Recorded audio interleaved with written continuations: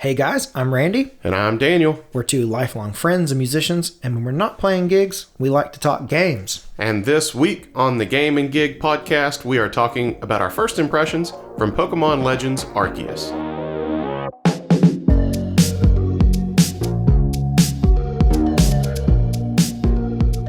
You know, Daniel, this is a gaming podcast, and I like to remind ourselves and the people that are listening that we don't like to just make videos and talk about games. We like to actually play them too. So tell me, what games are you playing right now? Man, I'm telling you what, my time this week has been at a premium when it comes to playing games. And as you know, we do get in around 2 hours of Sea of Thieves pretty much every night. But beyond that, I am playing through Death's Door, which just came to Game Pass, and I'm about a third of the way through it, and I'm really digging that one. Oh man, what is that game like? I came in. What type of game is it? It's very Zelda-like. It's a top-down action RPG type of deal, where you fight your way through various dungeons and there's puzzles and you collect items and upgrades along the way. You know, it's very Zelda-like. I think it's kind of an unapologetic homage to Legend of Zelda. I've not heard hardly anyone talk about it. It's like this is definitely a game that's flown under the radar. I've heard John from Spawnwave talk about it, and that's pretty much it. I mean, other than that, I haven't heard anybody talk about it, except you. Yeah, well, I mean, this year, I've been trying really hard to kind of play some of those games that maybe fly under the radar, you know, like Unsighted and I guess now Death's Door. But I think it did get nominated for Indie Game of the Year at the Game Awards. I kind of think it did. Yeah, I think it did, now that I think about it. I don't remember what other games, but I do think I remember either you telling me about that or someone told me about that. But it doesn't really matter. Well, Kena, Bridge of Spirits. Yes. Right, yeah, it won, so... and I have that one as well. I just haven't played it. But that one didn't exactly fly under the radar. No. So you're playing Death's Door, and then obviously you started the new Pokemon game. Oh, yeah, and we're going to get to that. And then, of course, Sea of Thieves all the time. But anything else, or is that pretty much it? That's pretty much it. I mean, I've been kind of flirting back and forth with the idea of finally starting that copy of Pokemon White that I bought, but then Arceus came out, so I've kind of got my Pokemon fix going right now. Yeah, same. What about you, man? I've been playing, Catherine and I have been playing, what is the name of that game? Oh, Human Fall Flat. And it's kind of like a physics, like a kind of ragdoll physics puzzler. It's weird.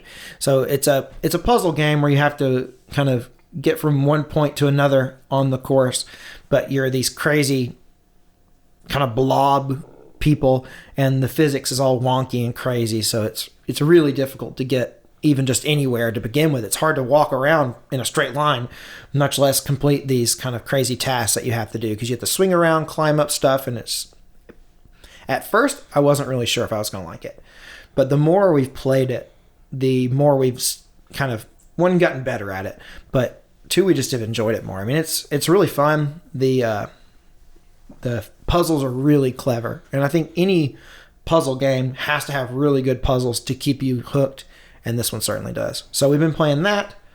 Let me think. On my own, I've been playing the samurai game. Oh, yeah. Ghost of Tsushima. Yeah. Very near and dear to my heart.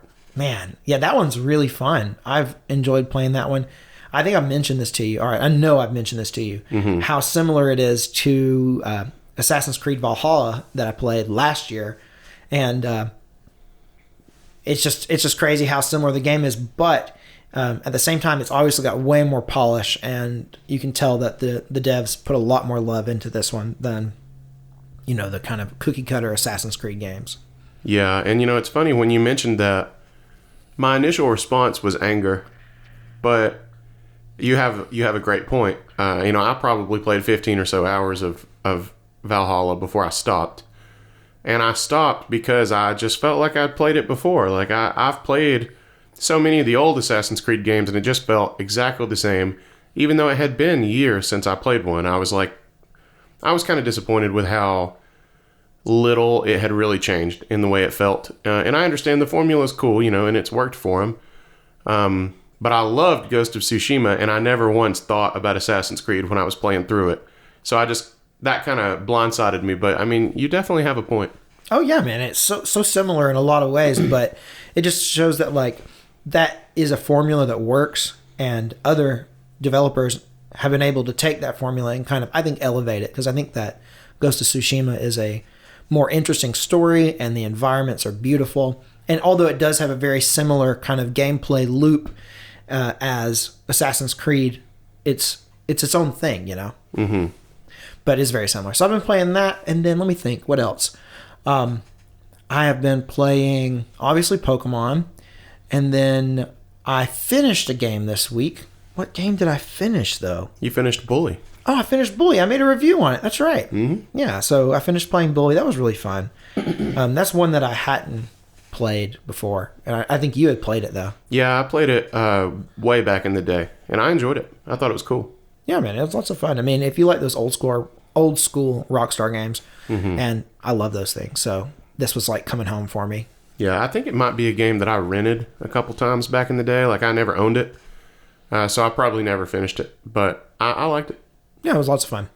So, those are the games we played, but we both started playing Pokemon Arceus, and we've both got a couple hours into it. I think we're both a little over 3 hours into the game now. Yeah, and technically that would be a few, not a couple, but, you know, who's keeping score? Exactly. So, my initial reaction to it at the very beginning was that, man, this is a long tutorial. Yep. Because I think that the tutorial it's a multi-hour long tutorial. Oh, yeah. And that is a little bit disheartening because especially if you've played a lot of Pokemon games, like one of the things that consistently pops up in almost all of them is that they treat you like you've never played one before, and they explain the heck out of everything, and they go into details that they've been explaining since the very beginning. Mm-hmm. So that kind of is like, I kind of have some PTSD with Pokemon games in that way. But at the same time, this is a very different game, so I almost give it a pass because there's so many new things. Yeah, there's a lot of new mechanics, and just the overall vibe and direction of the game feels very different. So, you know, I mean, I needed some of those things explained to me. You know, I didn't need anybody to tell me that, you know, fire type is strong against grass type necessarily. And they did tell me that, but it was very quick. Right. You know, my main gripe wasn't necessarily with the tutorial itself. You know, there was just a lot of dialogue. You know, it was run to this marker, you know, read all this dialogue. Run to a different marker, read some different dialogue. But I will say that I went to the settings and fast dialogue speed was on by default, and I appreciated that. But you still went to go check to see if you could make it faster. Yep, that's a fact. But I mean, still though, I mean, there is tons of dialogue and a lot of reading. I mean, but that just comes along with any Pokemon game. It does. I think that like when I was playing, I thought, man, it would have been so cool if they had hired voice actors and like really put in the time. And the thing is like, I know, like I've started playing it, and a little bit of spoiler here. This isn't a spoiler to the game, but spoiler on my opinions. I actually really like the core gameplay. Once you get into it, I think it's really fun. But when I was first in that kind of first hour, I was like, man, it's only been a couple of years since Sword and Shield came out. So I know that this game has been pretty rushed. Like it's not like it, and it doesn't look like it's a game that's been in development for like 7 years or something. No, it doesn't. And I'm not saying all games need to have like a 7-year development cycle. No, but it doesn't exactly have that like Metroid Dread level of graphical polish. And it's not even close. I mean, like it looks like it. Honestly, some of the things look like it's straight out of a PS2. I mean, like it looks like it could. Graphics like that were on the GameCube. They just were. Oh yeah. You know. Yeah. There are some things that look better. You know, there are some certain things about it that look good, but overall, I think the game actually looks pretty bad. I noticed some pop in the very first time I could ever control my character.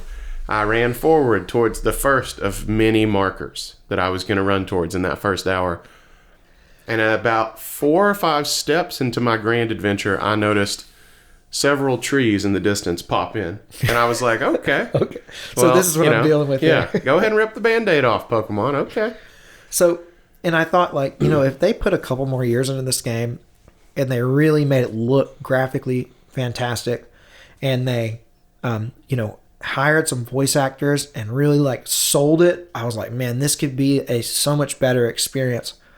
But that being said, Game Freak isn't good at those types of things. I mean, they've been primarily a handheld developer. Yeah. This is like their like second or third game that they've even ever done for a more like home console system. And the Switch is kind of even a hybrid. So it's, Yeah.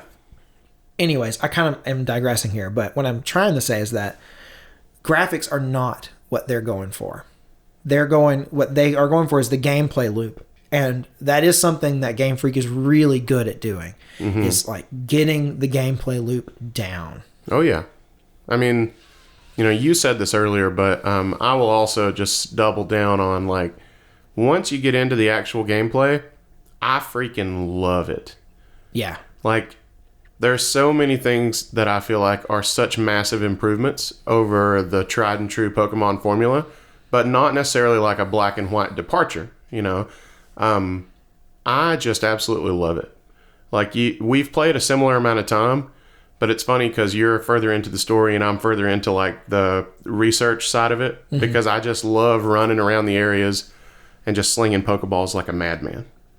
You throw one Pokemon over to a tree to get the berries out of it, and you throw 2 more Pokeballs over here to catch these 2 Pokemon, and then another one's coming at you, so you throw one out to battle it. It's just great.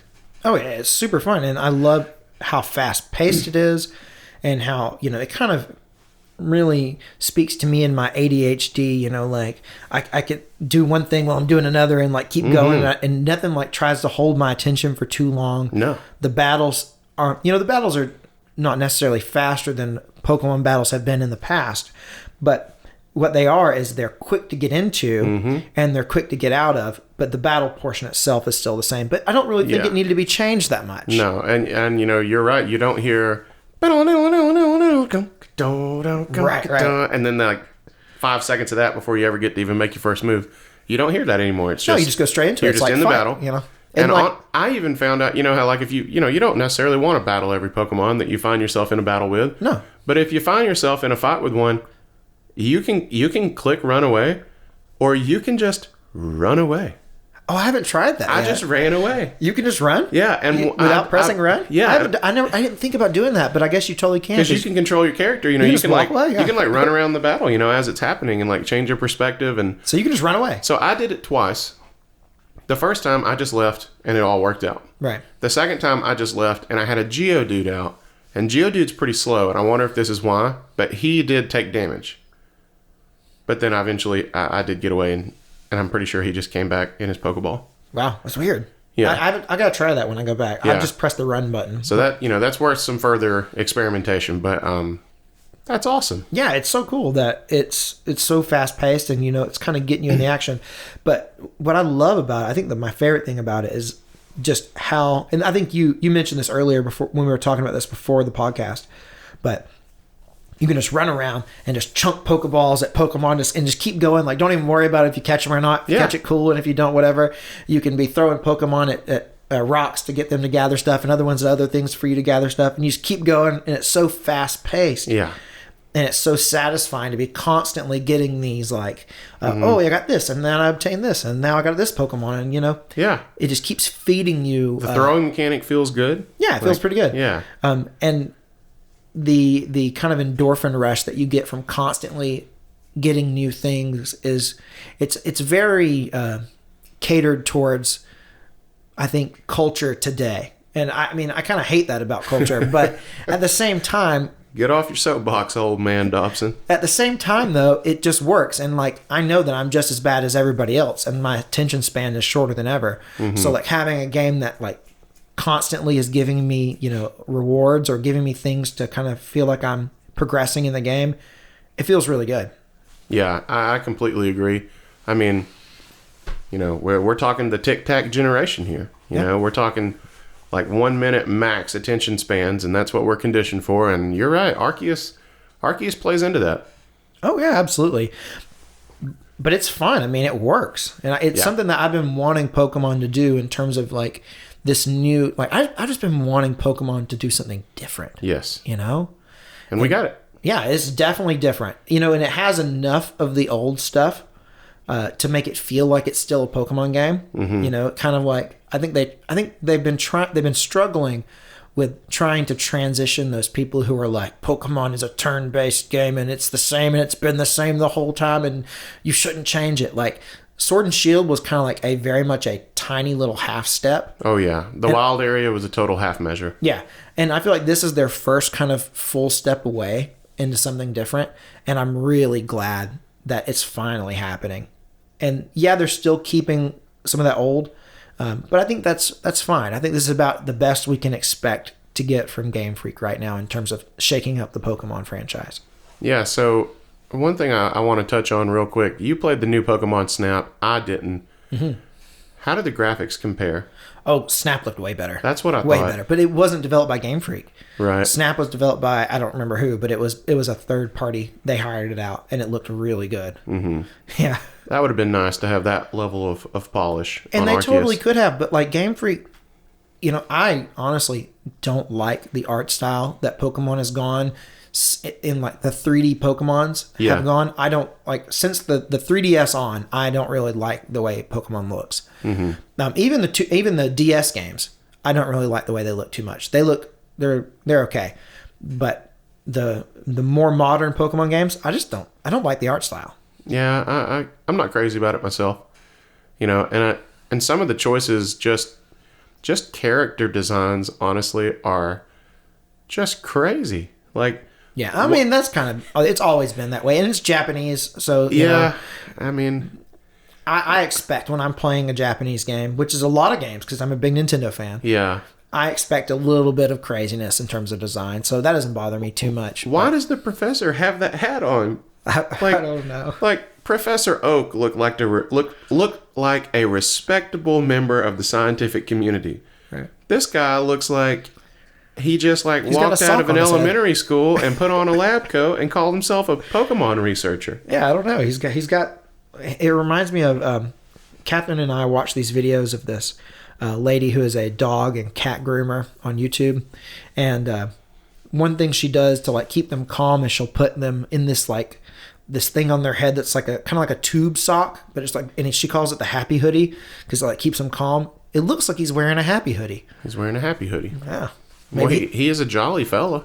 Maybe he just is has a lot of anxiety and it makes him feel better to have this thing on his head. It's like a dog. It keeps him calm. Well, I mean, I hope it helps him. I really do. It just kind of freaked me out at first. I mean, what can you do? So in terms of the game and what we think about it, I'm really excited to continue playing it. How long do you think the game's going to be? I haven't looked it up, but how long? You did look it up? Yeah, I looked it up, and I don't remember if it was 15 or 18 hours to just beat. I think it might have said 18 hours on how long to beat, just for main story. Main story. Yeah. That's kind of what I expected. I may have expected a little longer though. Actually, I may have expected more 25 to 30. Yeah, I honestly, if it's a good 18, if it's a tight 18, that's fine with me. Yeah. Because I'm not super big on the really long games anymore, so it's gonna have to be pretty good to hold me for 18, to be honest. Right. Yeah. Well, I just don't feel like I'm 3.5 hours into the game, and I feel like I'm not even out of the tutorial yet. Right. So I don't know if we'll ever get out of the tutorial. You think it's just one of those things they're gonna be constantly adding new things as you go? I don't know. I hope not. I hope at some point the hand holding really stops and it's just okay. Go research these Pokemon, go save the world in this way. I don't know. Mm-hmm. I don't even know. I'm assuming at some point we save the world, but I don't really know how it comes in. So, hey, I mean, well. Yeah, I don't know. I think it is definitely one of those games where the tutorial lasts longer than it should. Or maybe it's just a never-ending tutorial. That's what Catherine said when we were playing it. She said, do you think it's going to be a game where the tutorial phase never really ends? There's not lots of games, there's a clear breaking point. Yes. The tutorial ends and you're in the game and you're on your own. Yeah. But then there are other games who they don't really do that. They just kind of as new things come up, they teach you about it. And maybe this game is a little bit of both. Maybe it has that real heavy tutorial to begin with, and then they just keep teaching you new things gradually throughout the game. Mm-hmm. Which I guess works with a game that has a lot going on. Yeah. You know what? It makes me think about Monster Hunter Rise, because that game has so much stuff, and it was so dense. And it did give you a tutorial, but it was all just walls of text. And you know me, man. I'm just going to skip through that. Yeah. I'm going to skim it and be okay, I think I got it. But what I found out is that even the walls and walls of text was not even like beginning to scratch the surface of stuff you really needed to know. Mm-hmm. Yeah, that seemed like a really dense game. Dude, it was crazy. And, I put in like 15, almost 20 hours on that game. And I felt like I never really fully understood what was going on. And I just stopped playing it because I was like, man, just taking down one monster was like an hour-long endeavor. And I was like, I just don't have time for this. Like some game, like that game was not a pick up and play. It was like you got to dedicate yourself at least to an hour, if not more, every time you want to play it. Mm-hmm. And it doesn't cater to the tic-tac generation. No, not me. Although the game was fun, but I mean, it just wasn't my cup of tea. But going back to Pokemon, it's not my cup. Going back to Pokemon, I think it is. I'm really looking forward to getting into it. I'm excited to play through it and find out what it's going to be all about because, at this point, if I was playing like Sword and Shield, Sword and Shield is not all that different from, Pokemon Yellow that I played when I was in the 4th grade. No, it's not. It's like almost the same game in terms of the gameplay. Yeah. It just looks a little better. Yeah. And one may argue that it looks worse because at least pixel art can be cool. Right. So I'm excited that Pokemon has changed, and I'm excited to see where it goes and what kind of things they're going to throw at me. And it seems like there are some deeper elements in this game that if I want to get into it and get really heavily into it, I think it is a game that will allow that. I do too. I really do. And I'm assuming that they're going to support it with DLC. I mean, I'm assuming they're going to add new stuff, I don't know. Probably. I mean, they did with Sword and Shield, yeah. So you'd think they would do this. Yeah. So I'm excited to kind of stick with it and see where it goes. I'm really digging the gameplay right now. So if the gameplay can hold me, that's the best thing a game can do. Same. Okay, moving into our next segment. You ready to move on? I was born ready. What is our next segment? Recent news, man. Let's talk about some recent news. Some stuff that's been in the news. So we've been covering the news a lot lately. That's kind of our new thing we're doing on the YouTube channel is we're making 1-minute news segments on the weekends, kind of summing up what happened throughout the week. And because of that, I feel like, one, I've always followed gaming news, but since we started doing this, I feel like I'm even more in it. Yeah, we have an obligation. Yeah, we have an obligation to be interested in it. But I mean, like, to me, gaming news is like super cool. And this happened not this week, but the previous week, is that Microsoft announced that they would be acquiring Activision. And Aquafina. Yeah. They're getting in the water game. And they're buying the Dairy Queen so they can make the Blizzards. So Microsoft is acquiring Activision. I'm gonna leave that joke behind. I'm just gonna keep going. And this is huge because this is the largest acquisition in gaming history, but it's also, and I may be wrong on this, and let me know if I'm wrong, but I think it's the largest cash acquisition, period. I don't know what would be bigger. I mean, it's huge. Yeah, it's enormous. I can't think of anything. I mean, I don't, so I can't tell you you're wrong. Well, I'm going to say I'm right. Yeah. So this is a huge thing for Microsoft because they are now like, they're not playing around anymore. No. They're like the guy. Oh yeah. I mean, like it's crazy. And, I think like if I'm Sony in PlayStation, like in my mind, there's still this huge rivalry between Sony and Microsoft. And maybe that's like a fabricated thing that like culture has put upon them.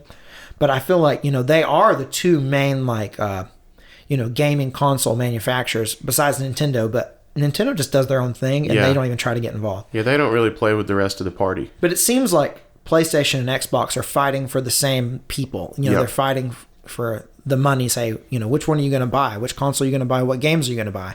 And when you go to pick up these games, where the multi-plat games, what are you going to buy them on, Mm-hmm. So if I'm Sony, I think I'm a little scared right now. I would be. Their overall, company stock value or whatever dropped by like $20 billion. Did you hear that? Yeah, I did a news segment on it. Yeah. Ridiculous. Maybe you're the one who told me about it. I don't know. Maybe. But yeah, it's crazy how, and I think, so investors are certainly worried about it. But, I think this is just one more thing for Microsoft to add to reasons that Microsoft and the Xbox are probably going to be, I think they may not sell the most Xboxes this generation, but I think in terms of revenue, I think they may pull the best, like the biggest numbers this generation. Yeah, I mean, they're certainly making those money moves. I mean, there's so many people out there whose, just about their only gaming habits revolve around Call of Duty or, something like that, World of Warcraft. Right. So, those people, well, now they're going to go Xbox, so I'm with you. I mean, I really think they've made moves to pull ahead of Sony almost easily. I mean, I don't know. I don't even feel like it's up for debate. Do you think that Sony is, well, because obviously Microsoft is doing these things to bolster Game Pass. Like their main focus is they want people on Game Pass and they want them there now. Yeah. So, do you think that Sony is going, this like Project Spartacus thing that's rumored is like a competitor to Game Pass? Do you think they're going to do that, or is that just wishful thinking? I think they are going to do it. I just think they're getting in the game a little late. But they already have PlayStation Now, which is like, yeah, it's a competitor to Game Pass. I like, guess so. They already have it. So like, what's going to be different about this? I think they know it has to be better. Are they going to rebrand it? I think so. You think PlayStation Now is and just... there's all these rumors about bringing in the PSP games and things like that as well. PS3 games? Yeah, PS3 games. So, I think they just know it's got to be better because Game Pass slaps. Yeah, Game Pass is amazing, and it amazes me how Microsoft doesn't care if you buy an Xbox. Like, they just don't care about it. No, and that's some swagger right there. Yeah. Oh, yeah. Yeah, it is. They really, because they're like, hey, we have Game Pass on PC. So if you've got a PC, a gaming PC, you can play pretty much every Xbox game. You do not need a Series X or a Series S if you have a PC. Yep. And you can have a great time. And there's also talks, and I hear that it may be coming this year, of the streaming stick. Like the Game Pass streaming stick. Just plug it into your smart TV and there you go. It's like a Roku or whatever. Yeah, and that's what I was getting to next, is that like even if you have a crappy PC or you have like a little laptop that can barely do anything, or even just a phone, you can play Game Pass streaming. Yeah. The cloud version of Game Pass. Yep. And that has so many games on it. And, the technology maybe isn't like great, and maybe some of the games don't perform fantastic, but still, it's passable. It is passable. You've played Sea of Thieves on cloud. I have, and I played. I mean, I was able to play and have fun. Right. I mean, there's a little bit of lag, but that's, you can get over it. I've played some games on cloud, and some work really well. Like I did the Forza Horizon on cloud for a while, and man, that game plays like flawlessly on cloud. In fact, I couldn't even tell there was lag. Wow. Now, when I played Sea of Thieves, it was obvious there was lag. Mm-hmm. But with Forza, it was amazing. And I played, what game did I sit and play for a long time on cloud? Oh, I played Peggle, the old game where you shoot the little things. And it was like Thanksgiving, and I was over at, Catherine's family's house, and I was like just bored, and I just took out my phone and I sat and played Peggle for a few hours, and dude, it was great. And it was like, a game, Peggle's probably got a mobile port, but probably it was just fun to just take out, and I didn't have to have a controller. The controls were on the screen. And I'm like, this is what Microsoft wants. They want everyone to have Game Pass. Just like everyone has Netflix, they want everyone to have Game Pass. And I think everyone just about should. It kind of makes sense. It's only $15 a month. Yeah. And you get your first 3 months for $1? Is that what it is? They're not running that promotion anymore. I think they're running the first month for $1. Oh, man. Okay. Well, that was a steal. Yeah. And they're giving this stuff away. And if you're interested in Game Pass and you don't have it, and even $15 a month sounds a little steep to you, you can go to if you have a membership to like one of those big box stores like Costco or something, like that's where I go. And I think I can get it for more like $10 a month if I buy like the year subscription. I think it may be, or maybe it's like 6 months for $60 or something. So it's like $10 a month. Yeah. Like that's so good. That's great. Yeah. Cancel Netflix. Yeah. Go ahead and binge Cobra Kai and then just cancel it and get yourself Game Pass. Yeah, it's crazy. So what other stuff's in the news? Well, something that I've been really excited about watching is the Steam Deck. Any news that revolves around the Steam Deck. Yeah. If you're not familiar with it, it's basically going to be a handheld gaming PC.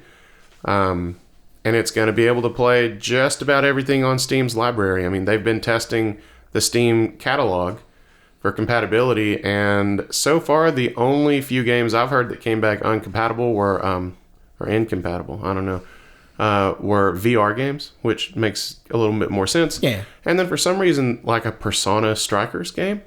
Oh, yeah. Yeah, so I don't know what's up with that. But I mean, by and large, you're going to be able to play pretty much all Steam's library, Epic Game Store, all that stuff, you know?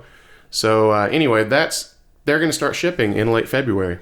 So we'll finally get to see some actual, you know, footage and reviews of the Steam Deck. You know, we're not going to have one. No, but we're not. Well, neither of us have pre-ordered it, and neither of us have taken moves to order it. And I like gaming on the go, but my thought right now is that if it's a PC game and it's like a Steam game, I'm just going to play it on my computer right now. Yeah. Not that I wouldn't enjoy gaming on the go, but it may be something I look to grab in the future. But yeah, I mean, it was definitely attractive to me, but it's way less attractive now because this week I got a gaming PC. So right. I don't want to play anything on a Steam Deck right now. I want it to just be awesome and run in beautiful RGB, you know, on my desk. So.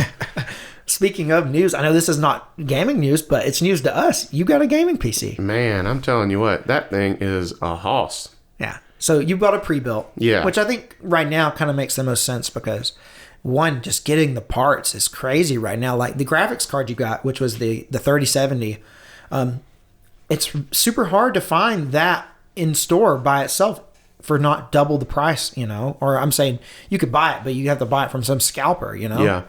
But you can buy a pre-built with it and not have to worry about that. Yeah, and I mean, I've never built a PC before.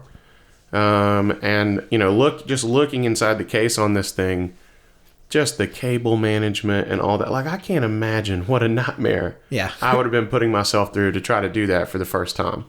And so I'm glad I just went with the pre-built. And in today's market, like you said, you're not really hurting yourself too bad to just go pre-built anyway. Yeah. And man, does that thing run Sea of Thieves like a champ. Oh, I bet it does.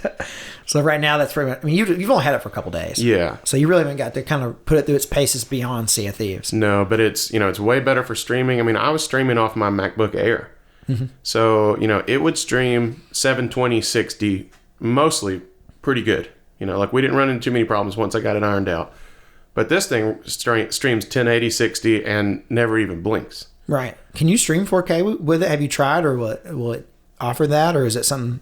I didn't try that, actually. Yeah. You know, because I wasn't thinking about it, because I was using the Elgato HD60S Plus, and that will only stream 1080. Right. But I'm not using that to stream Sea of Thieves. I'm using the screen capture. Right. So. Well, do you have a 4K monitor? Yeah.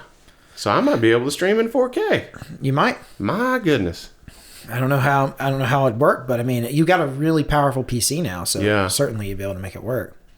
You know, I've had a gaming PC I bought my pre-built 5 years ago. I think it was in 2017. Mm-hmm. And, you know, now it's starting to show its age a little bit, but I'll tell you, it's been really nice to have, even though I haven't played that many games on it because I'm primarily a console gamer.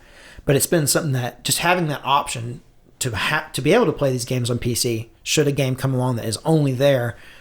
Inscription, yeah.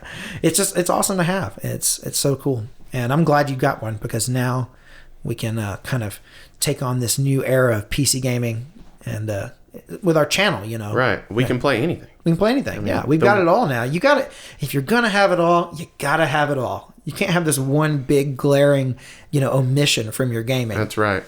And there aren't, you know, I mean, I'm going to say something now that maybe shows my ignorance to PC gaming, but I didn't feel like there were that many games that I would really want to play that were PC exclusive, that didn't eventually come to a console. Right. But, you know, I'm sure there are. Honestly, I'm sure there's things out there I'll end up finding. But what really, you know, got me thinking about it was Inscription, which is an indie game that I have to play. Yeah. And it's PC exclusive, but I'm sure there's more like it. Yeah, I know I made fun and joked earlier that you spent, you know, all this money just to play Inscription, which I know is not the case, but it's funny. But really, another thought is, or another good thing about having this gaming PC is that you can also just play games that are on PC maybe better than the consoles can play them. Yeah. Like Sea of Thieves. Yeah, honestly, it runs Sea of Thieves better than my Series X, which, I mean, the thing is like the Series X runs it perfectly. So like once you're in the game, there's no problems ever. The only thing I noticed is that the load time felt a little shorter. And like I told you, like it felt a little snappier, but that makes no sense to me why. It's still 4K 60 because that's the best my monitor can do. So that may all be in my head. Right. But it is perfect. But the thing is, it's running it flawlessly, and that's the point. You know, Yes. you're able to run it flawlessly, and your console may be able to also do that, but not all consoles can. No, you'd know. have to have the Series X to match it. Because you've played Sea of Thieves on like an Xbox One, like the original Xbox One. Yeah. You said it was horrible, right? Well, it ran okay. I mean, it pretty much ran fine once you got in, but any loading time was seriously 10 times worse. Oh yeah. You know, anytime you had to mermaid back to the ship, you know, it'd take you 30 years. When you tried to initially load into a game, it'd take you 60 years. You know, coming back from the ferry, it'd take you 25 years. I mean, I aged playing that game on an Xbox One. My goodness. I mean, it was like between loading screens, you had time to like eat lunch. Oh. Sorry, if you've got an Xbox One, much love. Yeah. All right. So otherwise in the news, let's see. I can't read our podcast ideas, so you'll have to read them for me because I have no idea what's going on here. Well, next up in our news topics is Majora's Mask is coming to Nintendo Switch Online in February. Yeah, I'm excited about this one. Majora's Mask is definitely... I played a lot more Ocarina of Time than Majora's Mask. I never finished playing Majora's Mask as a kid, so I really want to play it. But here's the thing. I'm not sure that I'm going to do it on NSO. I might, but I also have the 3DS Me too. port, and I kind of want to play it there. Yeah. Because... Probably end up being better. Yeah, I don't know. And maybe it is, but I'm kind of like battling with myself. Do I want the original, a more original experience, or do I want that like remastered, maybe a little more polished experience? Mm-hmm. Because the Ocarina of Time 3D remaster for 3DS was really great, and I loved it. Yeah, everybody loves that one. And you know, they have recently released some updates that apparently make Ocarina of Time run a little better on NSO. Yeah. So maybe it's not as bad as it used to be. You know, I think John from Nintendo Life actually recently did a video. At least I watched it recently. I'm not honestly sure when it was uploaded, but he ranked all the Zelda remasters. Mm-hmm. So you could go through and watch that, you know, if you were trying to decide is the Majora's Mask remaster the one you want to play. I can't remember exactly what he said about it, but I'm pretty sure those 3DS remasters are pretty well received. Yeah, I mean, I definitely loved the Ocarina of Time remaster, and it kind of put a new, fresh, you know, polish or a fresh coat of paint on a game that I had played, you know, so much as a kid, and it was just fun to experience it. But with Majora's Mask, I haven't had that. You know, I did play it, but I never finished it. I never owned it. I only rented it a few times. Mm-hmm. So I don't know if I want to go back and experience the original, or who knows. Well, if you want to play the original on an N64, I have the cartridge sitting behind my TV. Well, see, here's the thing. I would do that, and I love the N64, but honestly, the another thing that really attracts me to the Nintendo Switch Online is the save states. Oh yeah. And and like I think I would rather play it there with just so I could have those, you know, save anywhere, you know, just use the tic-tac generation strikes again. I know, but come on. I mean, it's a nice quality of life thing to have. It is. I mean, when we were going through Metroid Boot Camp, you know, I played Fusion on my, you know, modded Game Boy Advance, which had no save states. And there was like one or two times when it was frustrating, but you know what? It's the way they intended me to feel. Okay. And it really wasn't that bad. Nah. Last bit of news is there was the Sea of Thieves 2022 preview, which, as into Sea of Thieves as I am, you think I would have watched it, but I have not watched it, so I need you to tell me about it, Daniel. Man, I told you to watch it. I said, hey, man, we're going to record this podcast. You need to watch this. I'm busy, man. I'm busy. Yeah, so am I, man. I was playing the Pokemons. Yeah, I multitasked when I was watching it, as a matter of fact. But yeah, so I did watch this, and so I'll give you a little bit of a rundown. They broke down like the next 4-ish seasons. So I'm not sure exactly when all these things are rolling out, but I think in some sort of iteration, all these things are more or less coming somehow in the next season, but we'll see. Anyway, They are coming out with some new sea forts, and I know we've got forts all over the map right now, but these are a little different. So the way that the Sea of Thieves team talked about it is the current forts are there, they're very open, and they're that way to attract multiple crews and kind of bring the server together. You know, like when you see a Fort of Fortune pop up, they want multiple ships converted on that location and fighting over the loot, you know, and we've been in the middle of that plenty of times. Tons of fun. It's super great. So these new forts are a little more closed off. They're meant to be like internal structures, you know. So you go into these and you're fighting phantoms or you're fighting skellies or whatever. And at the end, I think you get a vault hall, you know, just like the current forts. But they don't necessarily want them to attract multiple crews, although what I see happening is multiple crews coming to these forts and there being some really cool PvP opportunities inside these new, what could essentially be like maps. Will there not be things up in the sky letting you know? Is that what it's going to be gone? Is that how it's not going to attract people? They didn't mention that. So that's why I thought it was kind of weird that they said, you know, hey, we want this to be like an internal, you know, experience. I thought that was kind of odd because I'm sure there will be. Well, maybe there won't be. Maybe they did mention them being active versus not active. So you have to know they're active somehow. Who knows? But I want it to be just cool PvP maps. You know, like I saw a blurb stream one time because there's one undersea shrine that has like a bunch of corridors and corners, and he had a great fight in that shrine. Yeah. And I want these forts to be like that. You know, I think that would be awesome. So anyway, we got new forts coming. There's also going to be some new enemy types, and the one that I kind of highlighted, you know, it's our friend. It's a new Phantom. You know, we affectionately refer to them as Danny Phantoms because we're Nickelodeon kids. But we're getting like a Phantom Captain kind of thing. I hate Phantoms. Yeah, Phantoms suck. Yeah, I don't want any Phantom, but okay, whatever. Yeah, so anyway, we'll take any Phantom. Moving on from the new Danny Phantom. So there's going to be 2 new kind of quest editions, and I think they called them Adventures and Mysteries. And those may be like working titles for all I know. But basically, there's going to be new things that like move the lore along. I think that'd be fun. I want to do some more of that stuff. So. I do too. I think we should probably prioritize it a little higher than we do. But yeah. But it's like I never want to when we're actually in the game. So anyway, there's going to be some new things that kind of move that along. Like if you saw any of the preview, like the cinematic reveal trailer showed Golden Sands Outpost getting like this green like mist of the damned all over it. And I watched one of the developers or whatever talk about it, and she was talking about how they basically just tore Golden Sands up. So it's meant to look like there was a big battle, and that the inhabitants of Golden Sands did not fare well, and that they left. So Golden Sands is going to go from being like the happy-go-lucky, sunny outpost to like a ghost town, which is kind of sad, but it'll be kind of cool at the same time. And apparently, as you unravel this adventure, you're going to find more islands like that, and you're going to start encountering, I guess, the people who caused this, and, you know, eventually fight your way through the quest. Sounds fun. Yeah, it sounds fun. And the mysteries I'm not as clear about.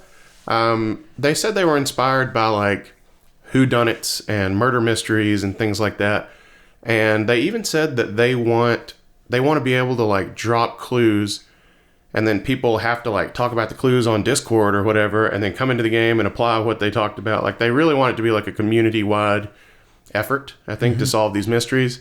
And that's all I really know about them, but it sounds cool. Yeah, I'm into that. I'm more into that than even the adventure thing. You know, even though I'm interested in that. Yeah, I think I am too. So, you know, that's about all I know about it. That's kind of the stuff I jotted down from the preview. But anytime Sea of Thieves is getting improvements, I'm pumped. Oh, and they also closed the arena, but we don't play arena. No more arena. But I've never played arena. Have no intentions to go into that. Okay, so our last segment here of the podcast is going to be kind of where we discuss some stuff from the channel, both the polls and maybe some results from some of the polls, and then also maybe some comments or questions from our viewers on YouTube. So the first thing we're going to talk about is one of our polls from this week, And I think we decided that we were going to do the one about Pokemon since this is a Pokemon Arceus episode. Yeah. And let's see here. I'm pulling up the poll right now. So I actually have it right here. Oh, you do? Okay. And the poll said, are you picking up Pokemon Legends Arceus? So the 4 options were yes, getting it on launch day, yes, but I'll probably wait a while, maybe I haven't quite decided, and no, I'm not interested. And Randy, the result surprised me. Me too, man, because well, first of all, we should say that the overwhelming result was that most people said no, they're not interested in Pokemon Legends Arceus. In fact, over half. Almost 60%, 58% of people said that no, they're not interested in the game. So, not every game is for everybody. I get that. And I guess Pokemon is still just as divided as every other game, but I kind of, in my mind, I think of Pokemon as being one of those games that's like, a game that everyone plays. Mm-hmm. But apparently it's not. I think they've started to burn themselves, in the last couple generations. Mm-hmm. I mean, especially like we didn't play Brilliant Diamond or Shiny Pearl. No, never did. And it got people didn't seem to dig it. So I don't have any intention of playing it. No, I don't. So it only takes a couple generations of reviews like that to kind of turn people off. No, it's true. And what's crazier to me is, so out of our poll here, only 21% of people said they were going to get it, with only 11% of those people saying that they were getting it on launch day. So, we can say that 21% of people say they're going to get it, but it may be more like a 15% actually end up getting it. Yeah. I wonder how that GameStop midnight release went. Oh, I know. So, guys, we pre-ordered this, and our local GameStop employee basically begged us to come to the midnight release because it was the first midnight release they've done of a game since pre-pandemic. They said it had been almost 2 or 3 years since they had done one, and they were just really pushing this midnight release. And obviously, neither of us went. No. Because, come on. we'd have to go down there, then come back, and then it was a Thursday night. Yeah. We both have to work on Fridays. I'm too old for that. Yeah, so it's you can't do that. But I wanted to. I hope that we did talk about it. I hope that their doors were getting beaten down at 11:30, and there's people waiting in line. I hope that's what happened, but I don't think that's what happened. I almost asked them when I almost did too, but I didn't want to bring up a sore subject. Yeah, I didn't want to kick them while they were down. Yeah, because I just assumed it didn't go well. I bet you there's 5 people there, man. There couldn't have been much. But so yeah, apparently not as many people are into Pokemon as we are, and that's okay. Yeah, not every game's for everybody. All right, Pobody's perfect. And our last segment here on the podcast, we are going to talk about some comments that we got, and we're going to do this on our most this week's most engaged video, which was a video that we put out called 30 Best Games on Game Pass for Console, where we broke down and went through 30 games from Game Pass on console that we recommended, our favorite games. So we're just going to go through the comments here. So the first comment I'm seeing is from Tyler. And Tyler says, City Skylines is awesome. I've got to get back into it soon. So this is a game that I recommended, and this is actually one of our friends. So I'm glad that he's commenting on our YouTube video. Yeah. Yo, what up, Tyler? But yeah, City Skylines is awesome. If you haven't played that game, if you're into games like SimCity and stuff, dude, that is a phenomenal game. And I think a lot of people don't know about it. Obviously, people know about SimCity, but this is another company trying to kind of emulate that, but take it to the next level. And yeah. It really worked. Yeah, I never played that one either, so I don't really foresee myself wanting to dump the hours into it, but I'm sure it's quality. Have you played games like that? Have you played SimCity? I played Roller Coaster Tycoon. This is very different. I never played a city sim like that. Oh man, it's so much fun. Yeah. So next up is something I hear a lot about Game Pass, which is Edge. So shout out to you too. Sad to see that so many people sleep on the Yakuza series. It has one of the best stories out of any game that I've played, and all the Yakuza games are on Game Pass. So he's right. We're sleeping on it just like apparently too many people do. Yeah, they look great. There's just so many games in that series that I know it's crazy, but the more a series goes along and more games I've missed out on, the less I'm like, I want to get into it because I feel like I've missed out on so much. I might as well just keep missing out. I know that's not a good mentality to have about games, but it's just the way I am. I think a lot of people are that way. Yeah. I've already missed so much. Why start now? Yeah. But then there's been games where I've been like, I'll get into, like, say, Resident Evil. Like, I hadn't played a Resident Evil game until Resident Evil 7. And then I played that game, and now I've played it, and 8, and then 4, and then I played Resident Evil 1, and I've gone back and played a lot of the older games and loved them. And if I had, let the number 7 intimidate me, I wouldn't be playing all these games. Mm-hmm. All right, what's another comment here? Here's one from Charles, and he says, I'll check out Unsighted for sure. You guys should check out Dodgeball Academia. It's like The Legend of Zelda and My Hero Academia had a baby, and that baby loves Pokemon music. I'm telling you what, Charles, you are speaking to my heart right now because I love Zelda and My Hero Academia, and I got nothing against Pokemon music. So I'm going to have to play that. Yeah, he sold that one to you. He sold that to me. What's another comment, Daniel? Let's see. Old Rich Strike, he says, I absolutely refuse to play Banjo, mad emoji, because it reminds me that Conker's Bad Fur Day will not get a part 2. Yeah, I mean, come on, you got to play Banjo. It doesn't matter if that means... I don't see why this means that... I guess it just reminds him that Conker isn't a thing anymore. Yeah, I think it's just a rare It's soft just a rare... spot, Maybe he doesn't play any games from Rare. Maybe he wouldn't play Sea of Thieves either. Oh, dude, you got to get over this. You got to get over that squirrel, man. YoBlaze9 says, Final Fantasy. We left out Final Fantasy, but we're not huge Final Fantasy fans. So. We played the remake, and we loved it. But, yeah, but that's it. Yeah. Martin Espuma says the Ascent should be on here. That's one I'm not familiar with.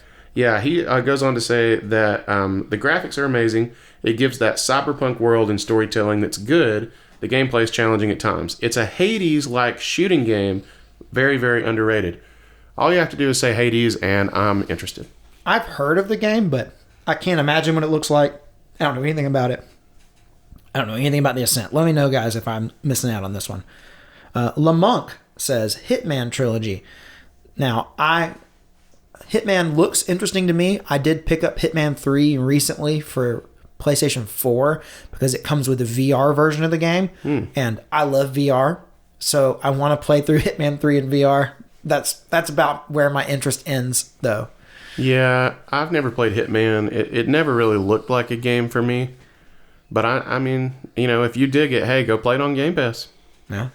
Let's see. Eli F says, I'm on PS4 though.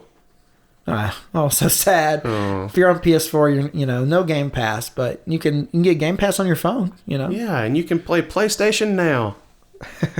Hey, PlayStation Now is on PS4, right? Right. And then we have Herdware, who says, what a crap selection. I guess Herdware was not a fan of the games that we picked, even though we picked, what I think are probably some of the most popular games on Game Pass. To be honest with you, I mean, I don't even know when I put out the video. I struggled to find any games on there. I just made it all up, to be honest with you. I agree. Crap selection, cancel the service. Do you think that this person was not a fan of Game Pass and the games that are there, or do you think they just weren't a fan of the games that we picked? I think this person was a troll. A troll? Oh, okay. You mean there are trolls on YouTube in the comment section? I have heard rumblings that they have begun coming out of their caves and surfacing in the comment section of well-meaning videos of law-abiding citizens like ourselves. And, it's our duty to call them out. And I'm sorry, but if you don't think there's anything for you on Game Pass, I got nothing for you, buddy. Yeah. Hey, I think that the troll comments are what makes YouTube interesting and fun. I hope that we get more troll comments. We don't get many of them. I want more. Oh yeah. I know I've been mean to the guy here. But I want more too. That stuff cracks me up. Oh man, that's hilarious. And can we shout out our channel mascot right now? Can we shout this dude out? Oh, he's the troll of trolls, yeah. But I love the guy. Old Jimmy S. Yeah. I'm telling you what, this dude gets on every community post we make and talks about his Atari 2600, and he's crass about it. He's crass. He's uncouth. He's couthless, toothless, and ruthless, Jimmy S. And I love him. Yeah, and we are so PG. He's like our dark side. He's like we have to have that element of, that little devil on our shoulder, and that's him, Absolutely. And, there's been a couple people who said some things that go against the Jimmy S. School of thought, and I actually went on and defended him because I love him so much, and we need a little bit of edge. I highly doubt he's listening to this because I think he only participates in our community and our polls. I think I don't you're right. think he actually watches the videos. Nope. And his name is not Jimmy. His name is like James, but Jimmy S. Jimmy S. We're gonna go with Jimmy S. So. Yeah. But man, he's a hoot. Yes, I look for his comment daily. I get on there and He look doesn't every always day. do it, but No. he pretty much always does it. Yeah. He's pretty consistent. All right, guys. Well, that brings us to the end here of the Gaming Gig podcast. But, we might be finished, but your job, you still have something to do. We need you to leave us some comments, like, subscribe, whatever. If you're watching this on YouTube, do all the YouTube stuff. If you're watching this on whatever podcast app you're watching this on, we want you to do whatever that podcast. Now follow us. I don't know. Whatever you need to do. At this point, if you're still listening, we want to be friends. Yeah, and we're glad you're here. Yeah. So, oh my gosh, yeah. Yeah, if you haven't already thrown us a subscribe on YouTube, well, go ahead and do it. It's Game and Gig with an ampersand. And guys, we started our very own Discord server. We get on there, we use it a lot when we play Sea of Thieves, so we're on there quite a bit, to be honest with you. And it's also Game and Gig with an ampersand. It'll be down in the description or up on screen or wherever. Also, go follow us over on Twitter and TikTok. And the handle over there is @GameAndGig, all words. We'd love to have you. All right, guys. Until next time, I'm Randy. And I'm Daniel. And this has been Gaming Gig. Peace out.